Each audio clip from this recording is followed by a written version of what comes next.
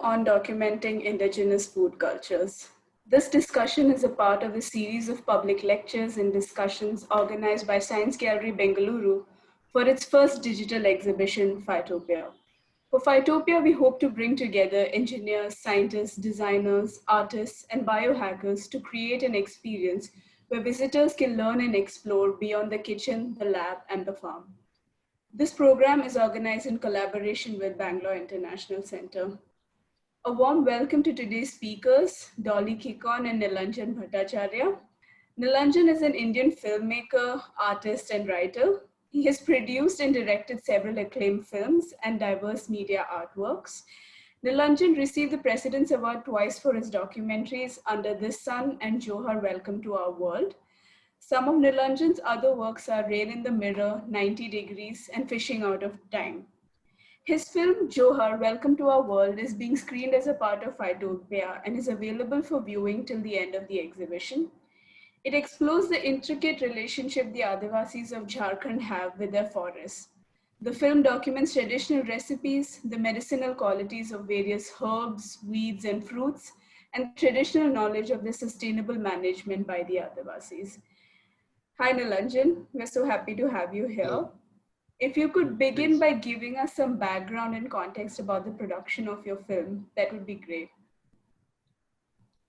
I'll just quickly start because it's interesting, a correlation or a coincidence that like Indian Institute of Science has a role to play in this kind of like the way I started working long back.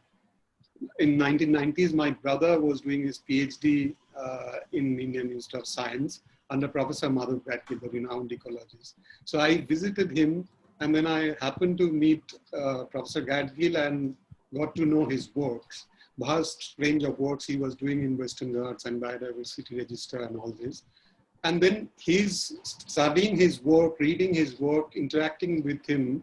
I was interested in people's knowledge system, and then started visiting different parts of India and came up with a film biodiversity called Under This Sun. And then while doing that, I was finding that one thing is very interesting about our food culture, like the local people, especially the Adivasis, the tribals, the indigenous people, their food culture, which is very much connected to many other things which don't look at. So that got me interested, and then much later I started thinking of making a film, and then I came up with Johar, which I was interested to explore much more areas, but then when I started with Jharkhand, I realized that how complex it could be, and it took me really more than 1 year to really understand that what I could capture. And it was an amazing experience. That's how I started with, and I'm still working on food and indigenous food culture itself. So that's the, in nutshell, like that's the background of that. Okay, thank you so much, Nilanjan. Our speaker, Dolly, is also here with us. Welcome, Dolly. I'd just like to introduce you to our audience. Dolly Kikon is a senior lecturer in Anthropology and Development Studies program at the University of Melbourne. Her legal advocacy work and research continues to focus on land ownership on resource management in Northeast India, including extra-constitutional regulations like the Armed Forces Special Powers Act.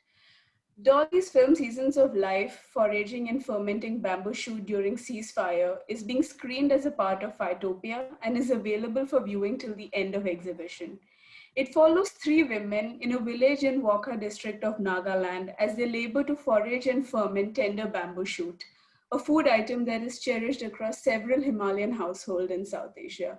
Welcome, Dolly. Thank you. If you could just begin by giving us some background about the film and how you went about making it, and also the lives of the people who you documented through this film, that would be great.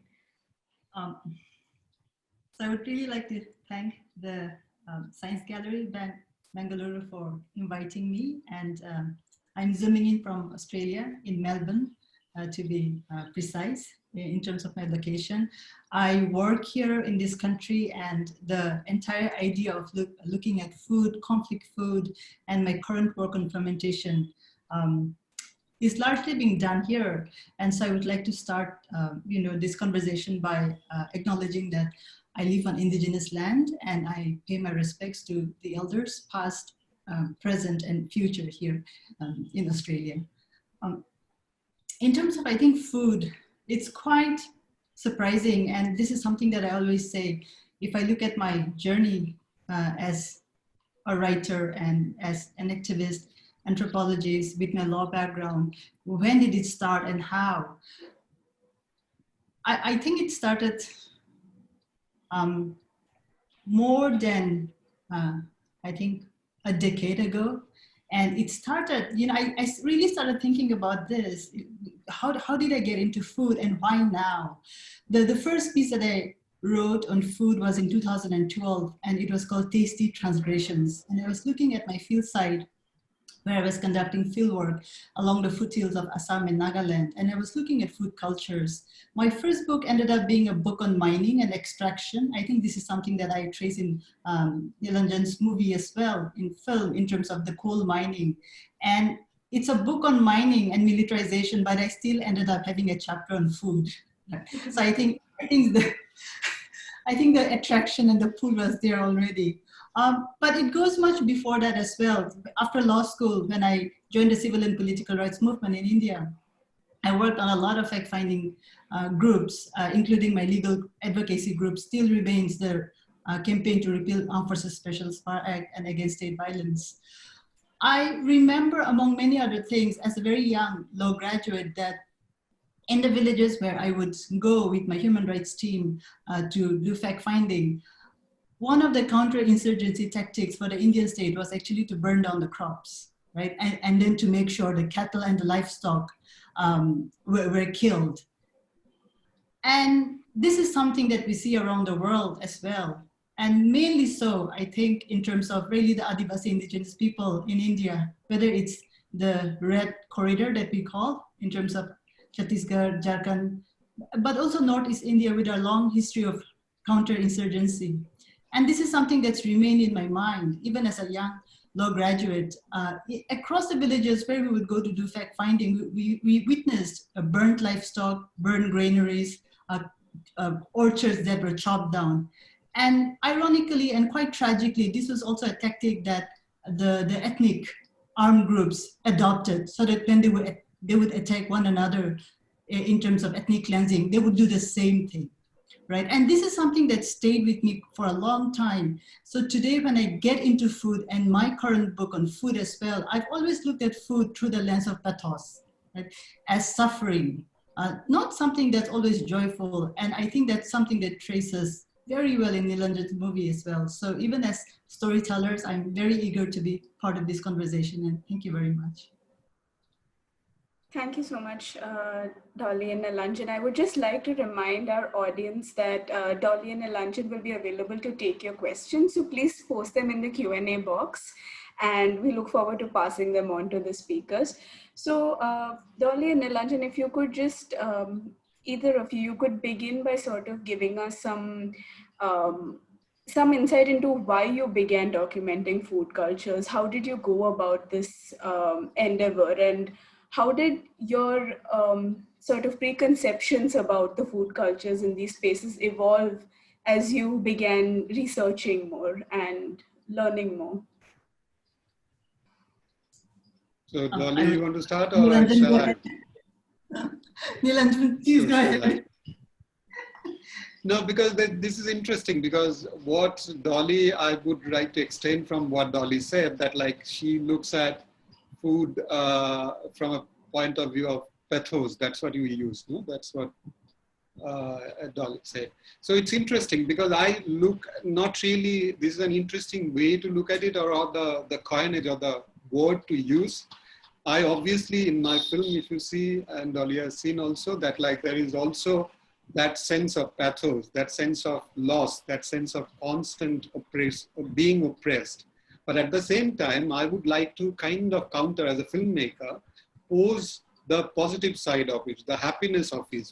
For me, the food also worked as a kind of a tool. And as I see through the journey of over the years, looking at people's knowledge system, people's biodiversity practices and coming to food, I've realized food is an interesting gateway to talk about many issues about society.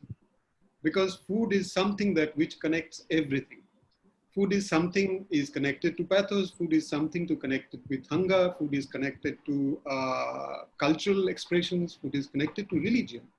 So for me, food works as a tool to connect everything and also without being extremely overt, to pass on my opinions, pass on my certain kind of understanding and analysis and critique about what is going on in our society, and especially with the indigenous people. So that's my approach.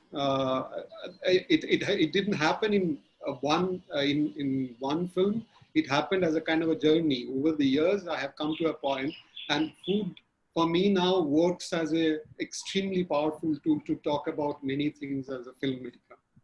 So that's my point of view. Dolly? So I think I've already said in terms of my, my entry into food, the militarization aspect is very strong, right, in terms of violence. So if we look at the issue of resource extraction or forest or what we are doing with our land, I think the story is very apparent there.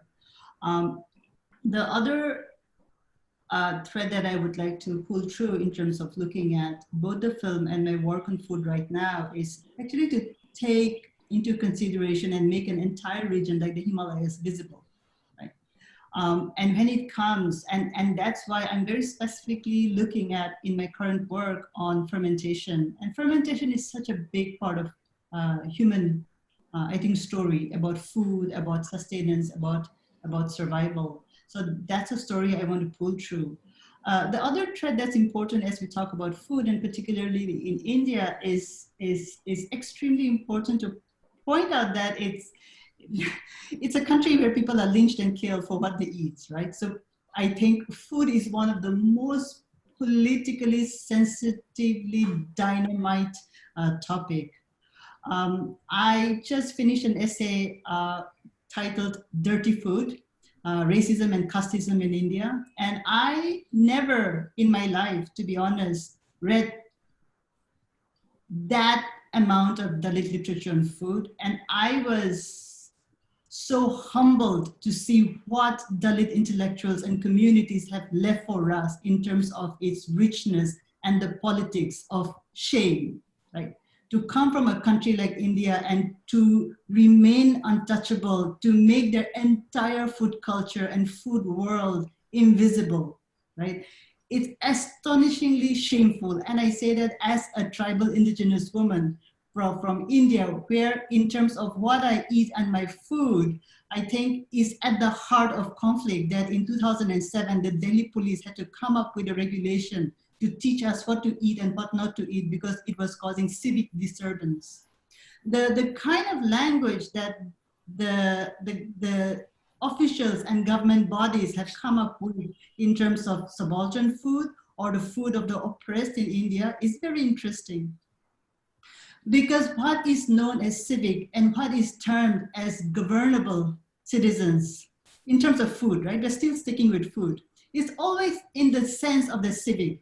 But the fact that I eat fermented food and my neighbor who is a Tamil Brahmin eats dosa, it's both fermented. You know, there are microbial elements both there. But the fact that my food is dirty and horrible and the police can come into my house and stop me, but the dosa batter is all right, also, I think, shows us the ridiculous level of distinction beyond perhaps the microbial, but at the level of caste and at the level of race. So at this stage, I think pulling this strand from food and pathos, which was really foundational for me to think about it, because for me to be Naga is also to recognize that an entire generation of my ancestors after India's independence at the height of the Indo-Naga armed conflict grew up in the forest, right? So starvation and stories of paddies being burned, granaries being burned is a true history that I should embrace, right? Both as part of my pathos history and at the same time right now as Indigenous and extremely determined to see how is it that within citizenship conversations we can include food, like Nilanjan says, as a very important conversation, whether it's to do with the Right to Food campaign, whether it's to do with dealing with starvation, or to do with this entire notion of repugnance and calling a dominant population's food cultures as dirty. Right. I think that both your documentaries, in a way, show us that food cultures are not just about, these National Geographic kind of, or documentaries made about celebration, but it's also about pain. It's also about the politics of starvation. And most importantly, I think for both your films, Dolly and Nilanjan, I felt that they documented certain traditional modes of knowledge, which would otherwise, sort of disappear if there was no repository of that. So how do you think this can be documented in the future? How do you think this can be passed on? And what do you think is the value of making such films? Shall I? Yeah, please go ahead, Nilanjan. You said how, I don't know, just repeat me the questions, how it can be documented and the value of the documentation, you said? Yeah, I said that how does one, there is a certain traditional repository of knowledge that Indigenous people have about forests and plants. So I find that your documentaries do sort of show us the importance of this. So what do you think is the value of, beyond this sort of documentation, what do you think is the value of preserving this knowledge? I'm not the authority to talk about it. There are maybe marginal, not in volume a lot, but there are interesting works have been done in terms of not only food, like the biodiversity knowledge by some ecologists and some others. And interestingly, I often refer to, which is not there in my film, like we need to understand first thing, it's not only about this kind of quote unquote knowledge. It's about everyday practices. If you look at Dolly's film also, they are normally talking about what they do. Like they go and collect and they sell it, and that's how they run. So the knowledge came from the idea of survival, the idea of consuming, the idea of dealing with hunger, feeding children. So while you are constantly dealing with those kind of basic feelings, basic elements of your life, components of your life. So you need to, you definitely, and over many, many years, so you grow a certain kind of understanding around you, around certain components, certain objects, certain elements in overall about nature. So in that case, that's the knowledge you can talk about, if you can call it knowledge or whatever it is. But I often talk about this, if you look, go a little deeper, I often talk about kind of three things. I call it 3 R's. It comes from certain respect, responsibility, and from there it comes restraint. So if you look at Indigenous people, they will be seeing in my film, you'll be seeing they will be constantly worshipping. They're the worshipper of nature. So there lies the respect. And then responsibility. And then if you look at it in my film also there, and if you talk to anyone, they will only take in certain quantity. They don't take everything, like they won't come with a lorry or a truck and then fill everything and then go away. They will take what they need. And then the responsibility is that coming from that idea of survival, they understand that this is for themselves. Because if they take everything in one day, the next year they come back, or after 10 days they come back, they don't have that resources, those food resources. So I think these simple things they understood through their practices. And for me, these are the value, this is the value. In entirety, we should really understand. We don't need to mystify this knowledge system. It's about a way of living. And I think the importance lies here.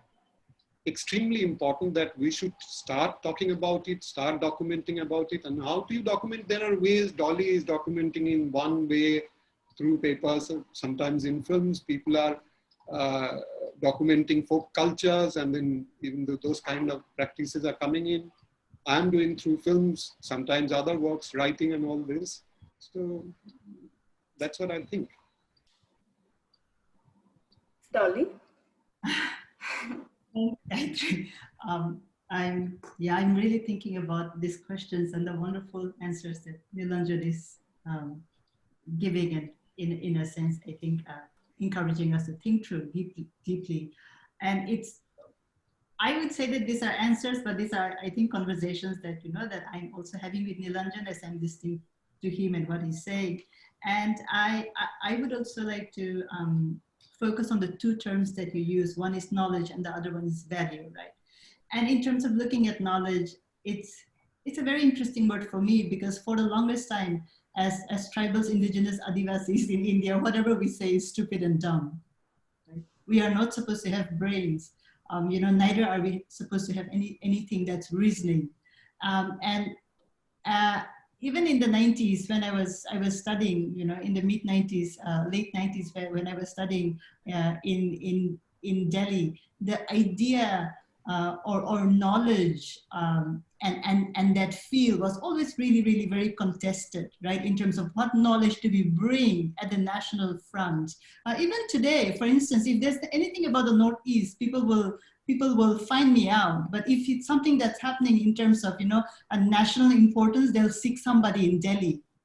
Right? So when we talk about knowledge, I do want to make sure that I'm here in this webinar, not because I'm making a claim about indigenous or Naga food, but I'm making a very important claim and a contribution, both Nilanjan and I, in terms of, the national importance of being citizens of justice. And I think that is the kind of intervention and knowledge recognition that we need to have, right? Food is only one of the entry points, like Nilanjan said. It can be anything. It can be about justice, right? It can be about rights. It can be really even about issues of governance. When Adivasi people say, the forest is our custodians and we worship it, isn't that knowledge, right?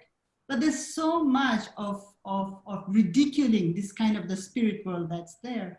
And I say that ridiculing because I think I'm part of the academy, and the academy is supposed to be really a place where knowledge is produced, right? Knowledge is produced, and reasoning is supposed to be at the realm, at the tip, at the top of the hierarchy in terms of how we seek worldly knowledge. And I think that there's a lot to deconstruct once we look at decolonizing knowledge. And very much so, those of us who watch Nilanjan's documentary, taking from there, how do we deal with resources, right? How do we deal with river? How do we deal with a tree as something that's living? I think that in itself, looking at the root of knowledge, changes and shifts everything. The second point that you invoke is about value, and what is the value of making these movies? For me to be a Naga, it's so valuable. Bambooshoot is so valuable, right? Fermented food is so valuable. I cannot not see the value in that, both in terms of my heritage and what my ancestors have given me. But when we talk about the value of making this film, value from whose perspective, right, becomes very important. If this is an important topic and it's of national value, I would put that once again, right? It's of a regional value like the Himalayas, so that we look at fermentation, we look at food, and we link it not only to a forest in Jharkhand or not only to Nagaland and Assam, but let's say to climate change, right? To environmental sustainability, right? To a global sustainable food culture. So I think that's at that level where Nilanjan and I are both, I feel, trying to make that point, that not to parochialize, not to provincialize the kind of contribution and engagement that we have. And these are important stories which are beyond, I think, the villages that we are telling. It is connecting to us as a humanity in terms of what we need to do about the climate and about global concerns. Thank you so much, Yeah, Dolly. but just to add on that point, may I? Of course. So no, as Dolly is saying that like it's international, and like I would say it's definitely it's also international. Why not? Like if you start imagining that way, why do you consider that border? This knowledge flows over the border. Knowledge shouldn't have any border, because you can't patent, especially in this kind of knowledge, you shouldn't. This whole idea you should start contesting and challenging.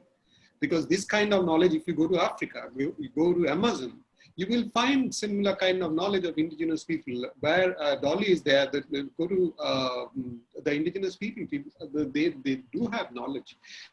It's not the only idea of indigenous people, we are terming them indigenous, the people who are in close connection with nature. There is a certain kind of relationship, symbiotic relationship, give and take relationship with nature. So we do all have, but we don't respect. But they do respect, because theirs is directly connected. They don't use technology. So it is international. According to me, the value of this kind of work, whoever is doing it, is extremely, extremely international. Especially the recent crisis showed us we better really start looking at these things and giving them respect and giving them attention, that we should start having a dialogue with this kind of knowledge system. It means I have a kind of a optimistic idea of called creating a sustainability dialogue, where this knowledge will talk to the so-called modern knowledge. You know, this is one way one should start having a kind of exchange. And then we will see what you can take, what is relevant, what's appropriate.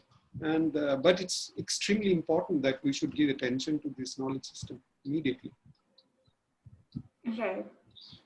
So we have some interesting questions coming in from the audience. Arun wants to know, as you both showed in your films, women in tribal households play a very important role. Can you tell us a little bit more about the gender relations of the subjects of your films?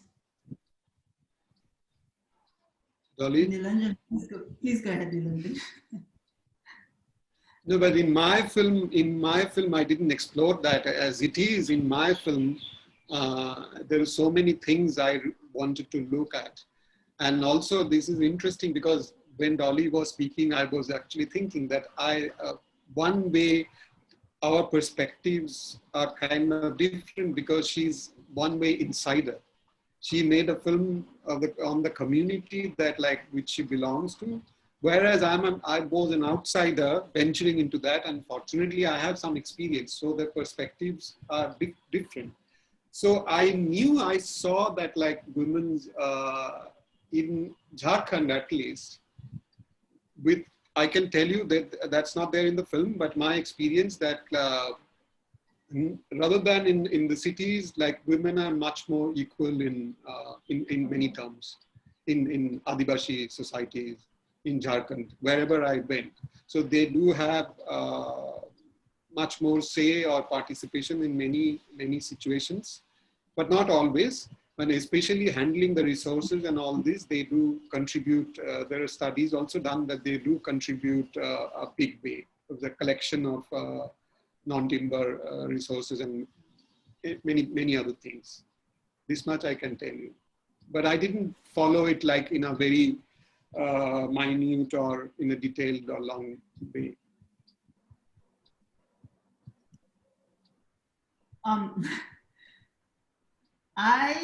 In fact, when I watched Nilanjan's film, Johar, I found the gender element very central to the film. And it was very interesting because the voices of the women are very strong. And I think it shows that a filmmaker was making sure that in terms of diversity and the worldview, that women and children were part of it. And Seasons of Life is my first very, very amateurish documentary. But having been there and handling editing and in terms of what stories do I want to tell, even in terms of scripting it, I think I can say certainly that Nilanjan's politics is very visible in terms of his his sensitivity to which voices should come out. I found it fascinating, and there's a moment where in the film it's darkness everywhere, and the conversation between the toddler and the mother.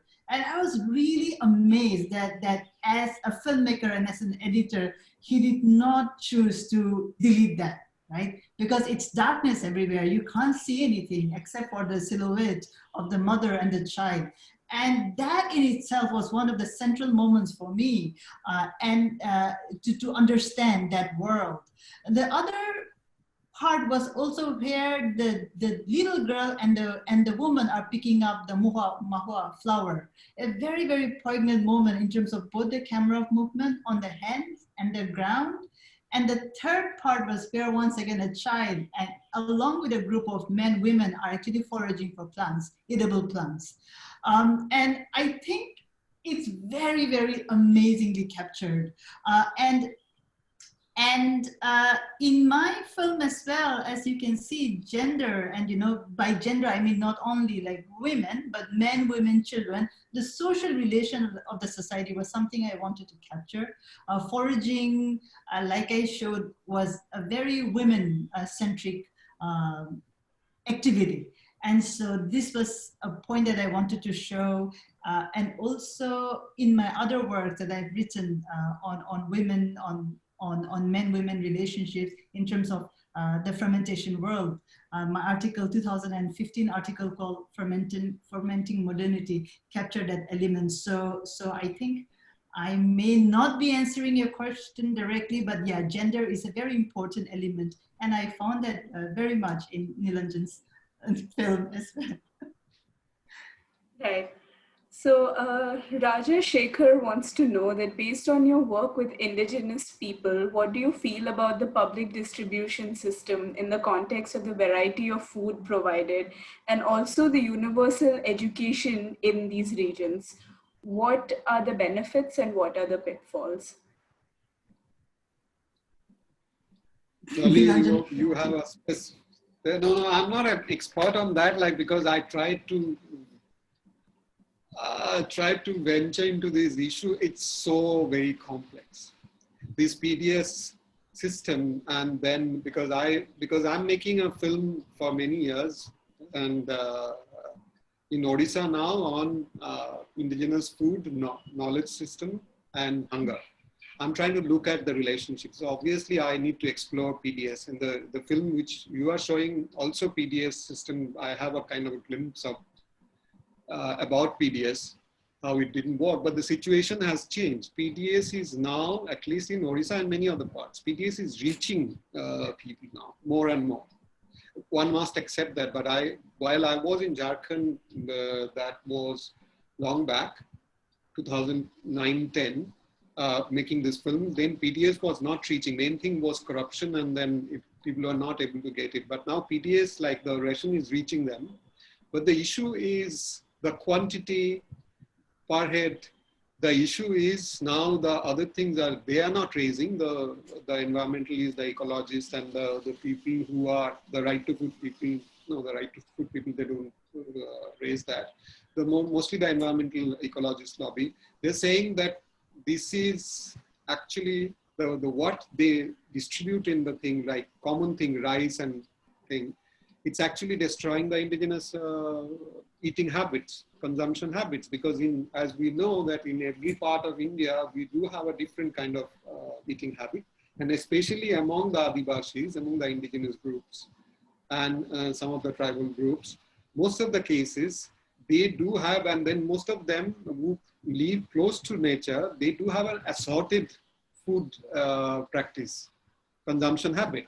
So they eat a little bit of rice, they eat a little bit of bajra, they eat a little bit of other millets and grains and all this. So this standardization is destroying that. I don't want to go into a detail in this, but that, as you know, that there is I can always talk about other things, which I personally think which is right. It's larger issue because it's connected to this whole idea that way the economy functions. And then if the standardization has a connection or relationship with this whole idea of how the money, how the wealth moves in in this contemporary time. So the standardization is extremely important, or that unification of food habits is extremely important for the capital in that sense. So diversity is a little bit dangerous for that. So these are big issues, but that's what I think.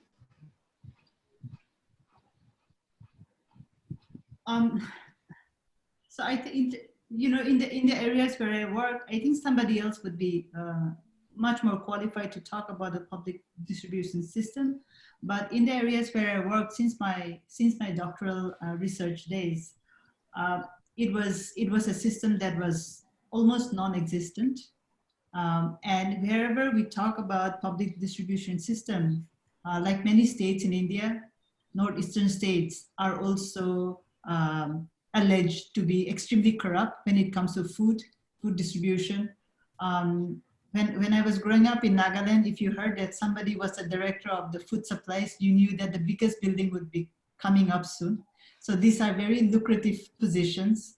I have no proof, but as a child, with my own eyes, I saw everyone part of the public distribution system, government positions, did very well in life along all the localities. So I don't know where the money came from, but in terms of public distribution system, the other rumor is also that a lot of traders do very well because there's also a nexus apparently.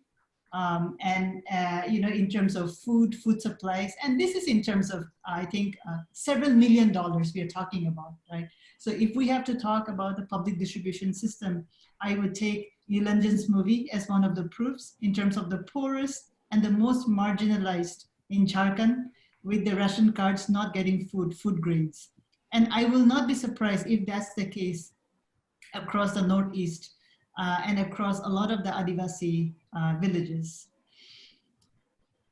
When it comes to actually the second question about universal education, government schools need to do better.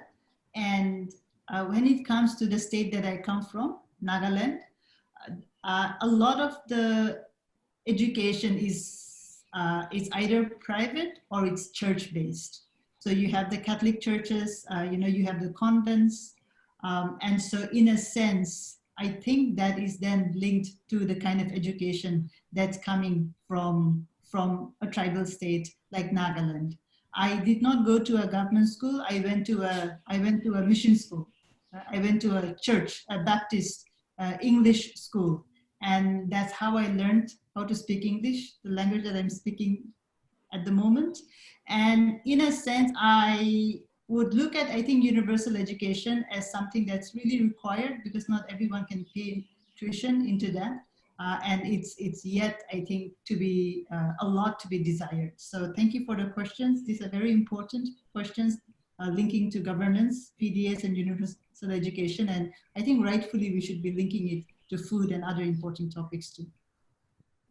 Thank you, Dolly. So S. Elika Azumi wants to know, foraging and fermentation is an essential practice among the Nagas, but also the tribal communities at large. The practice itself is not entirely women-centric, but largely a part of the home and the community. Now that we see new trends of food revivals, especially among the herbal elites, do you have any concerns about the narrative paradigms that can take place or are taking place? Dolly. Yeah, thanks. I think when it comes to foraging and when it comes to fermenting, from the work that I have seen, I've seen a lot more women take part in that. I think when it comes to men, they go hunting, they go fishing, but everyday mundane work to do with, let's say, like making fermented soya beans or chopping bambooshoot into fine pieces for fermenting is definitely a woman's job. It'll be very rare for a man or the men folk, right, to enter the kitchen and do all this labor. When it comes to food, I really didn't get her second part of the question about elite people getting into food and looking at food. It's different, I guess, narratives that's coming out. And the thing with food is that we can't stop, right? We can't stop how it's, you know, how it's presented, how it's how it's consumed. But I think in a sense, I'm looking at the question now. Now that we see new trends of food revival, especially among the urban elites, I'm not quite clear who are the urban elites here.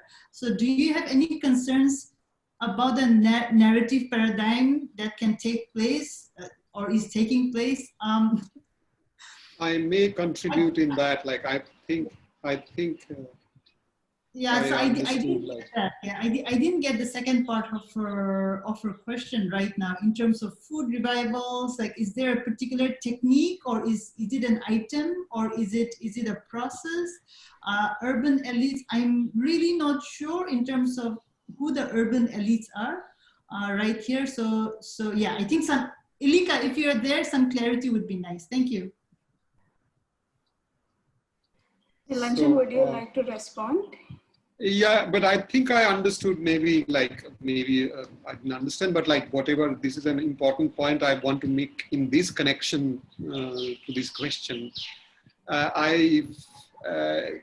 You have seen my film, and that exactly at the end I spoke about like that. You know, there will be, because they haven't been given, this food culture hasn't been given any respect or recognition. A day might come when this food will only be available in the upmarket restaurants in remodeled fashion, and then only the so-called elites and who can afford, they will have it in the city. So if you take other example, so in case of food, leave out food, but look at Adivashis, the tribals' lands have been taken away for mining.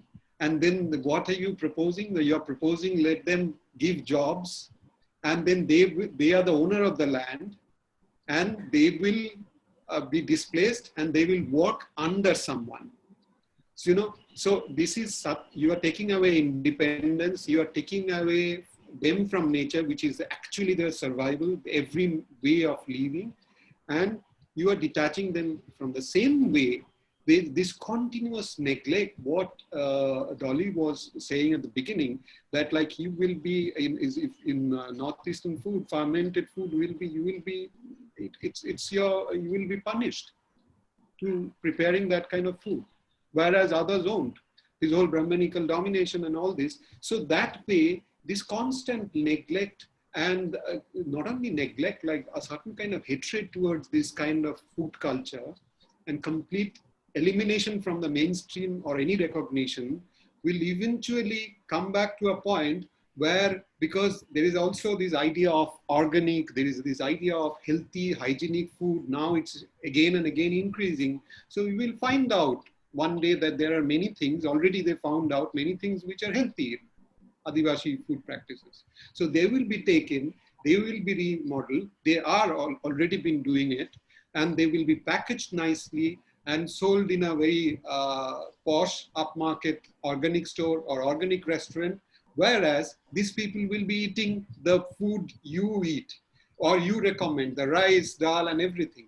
That way PDS and giving the same kind of food in PDS, the standardization has a certain politics to play. That's what I was talking about.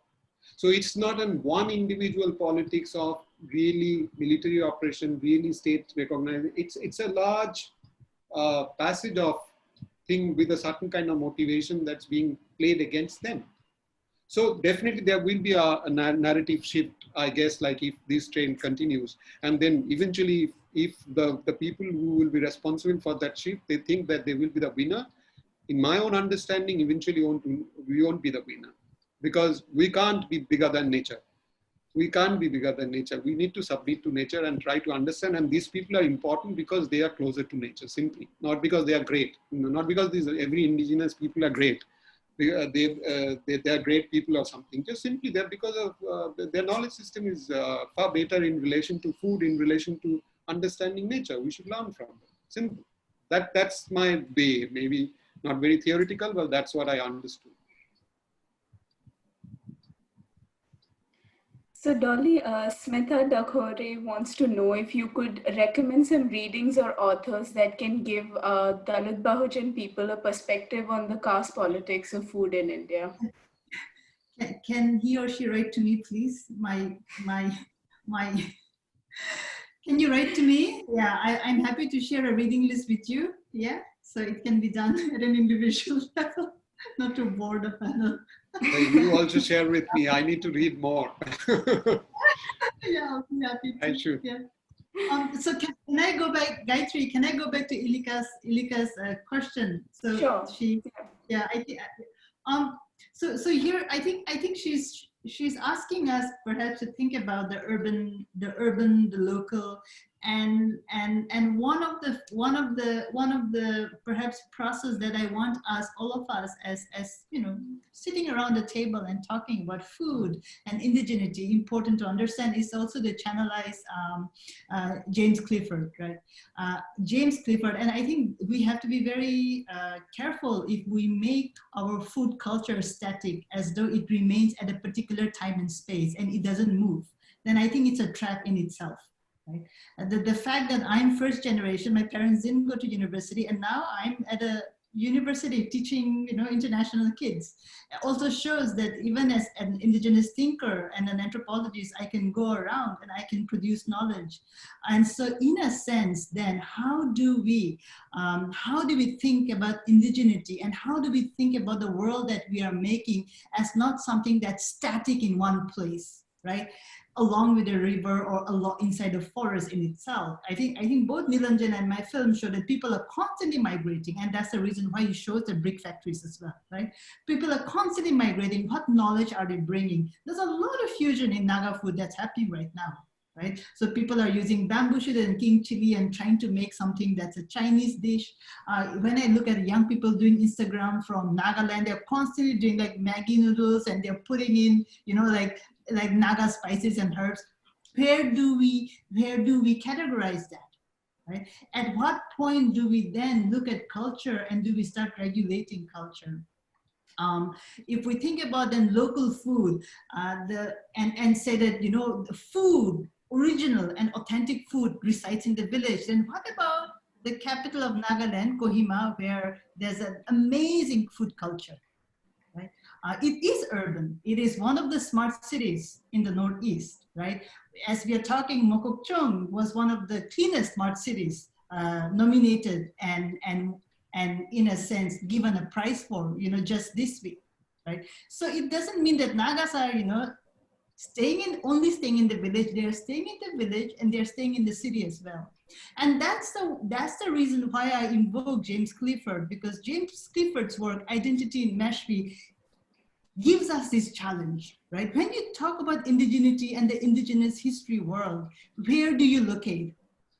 There are three ways he gives us. First, it's the state version. Second, it's the legal version. And third, it's the people's version, right? And which version do we take, and how do we understand this?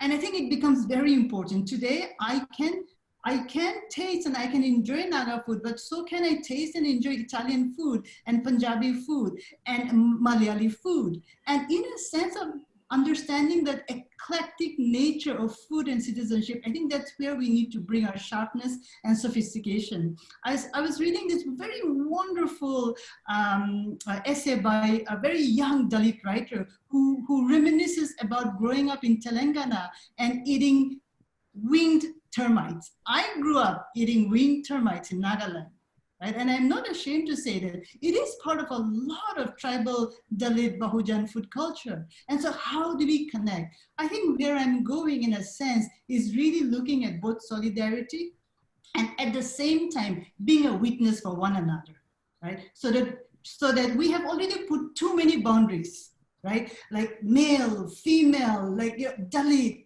Bahujan, like tribal, we have already put too many boundaries. So right now, as we talk about food solidarity, as we talk about taste, how can we merge during this very, very difficult time, right? And think about a sense of shared politics. I think that's where I would like to push us through. Thanks, Dolly. So Ishwari Abraham wants to know, how did you come to meet Sumoy, Thilongo, and Yanchano, the protagonists? What were some of the challenges that came about in the course of the production of the film, if there were any? Oh gosh, how honored should I be here? Um, all right, I'll be nice. I'm looking. You know, so in a sense, it was summer when I kind of shot that documentary with my team, and I would like to invoke and call out my team members. Manang, Mademo, Wopen, Hirok, my amazing team, and I have to tell you one sentence each about them. But the protagonist, I had started a communication with the foragers in the village, and I had asked them if it would be okay, and I had sought their permission. They gave me a time, they gave me a date to arrive, and they were waiting for me, and that's how they invited me to go to the forest with them. In terms of the challenges, I thought I was fit. I'll tell you my fitness. I can do like 30 push-ups, right, at one go. So I'm okay. Like I'm quite okay when it comes to fitness.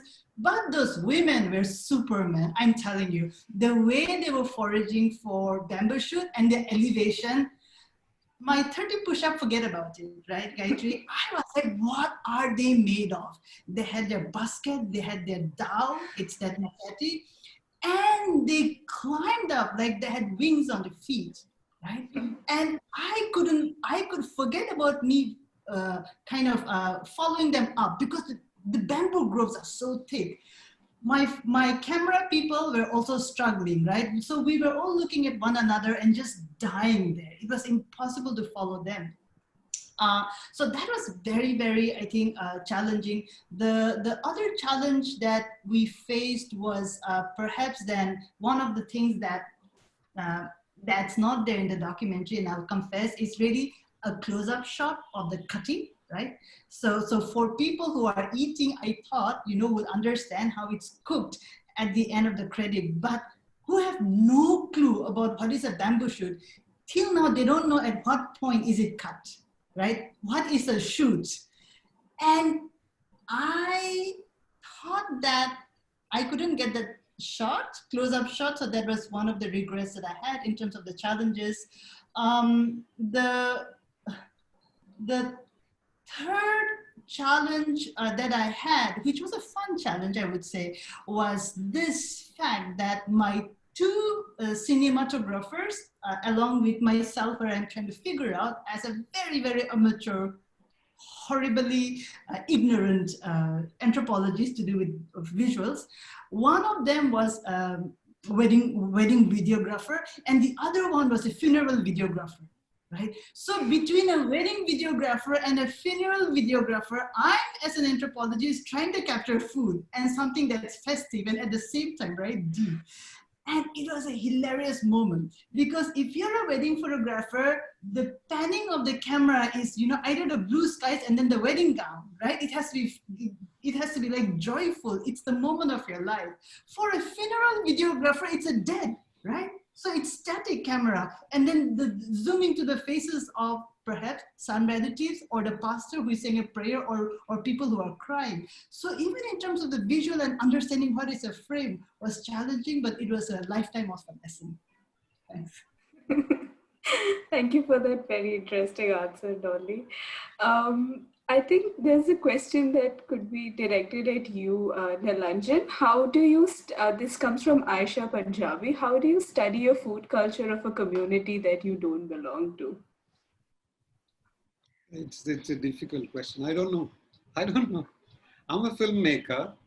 I was interested, as I said in the beginning, that in the course of my work, I was interested, and you may say that, and I've been challenged also. Sometime I was giving a workshop, and I was challenged. I'm a Brahmin, so-called Brahmin.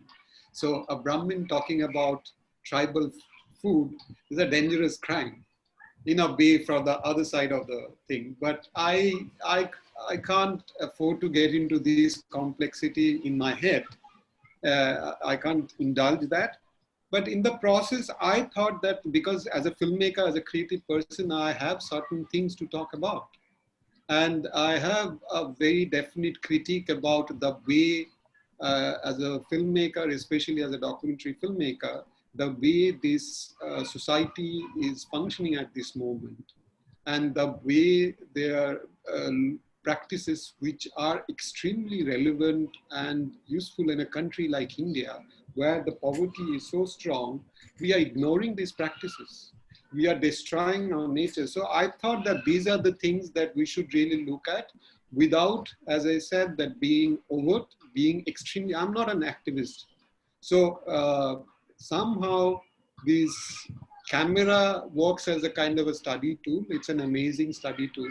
So you need to have perseverance, you need to have persistence, you need to have certain kind of, if you call it luck, or getting interesting characters, nice shots, and contacts, and obviously funding.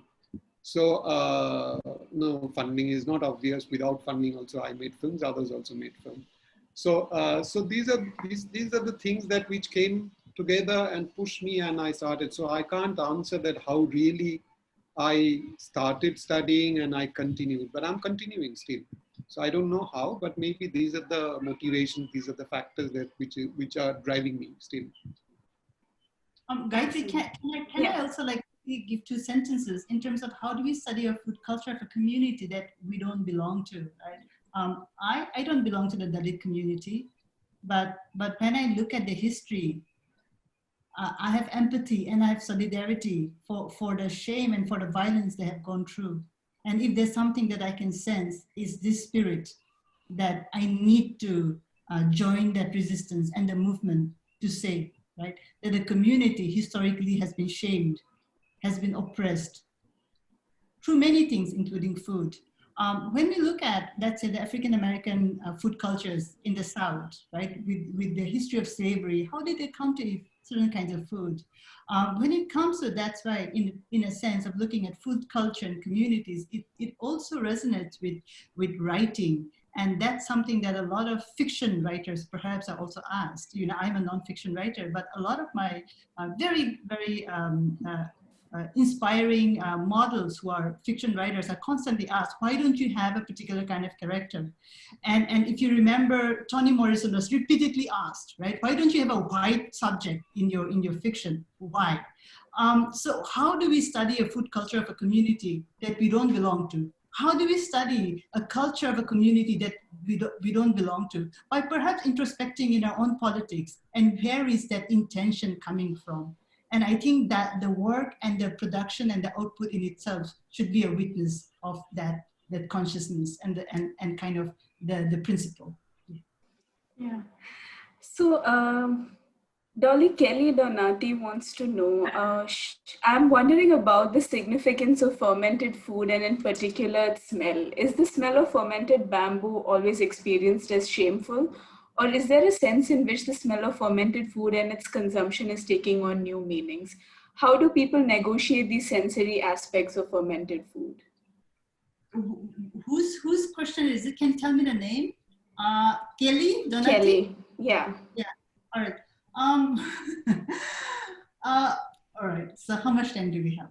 I love fermented food, and I love the smell of bambooshoot. For me, it is comforting.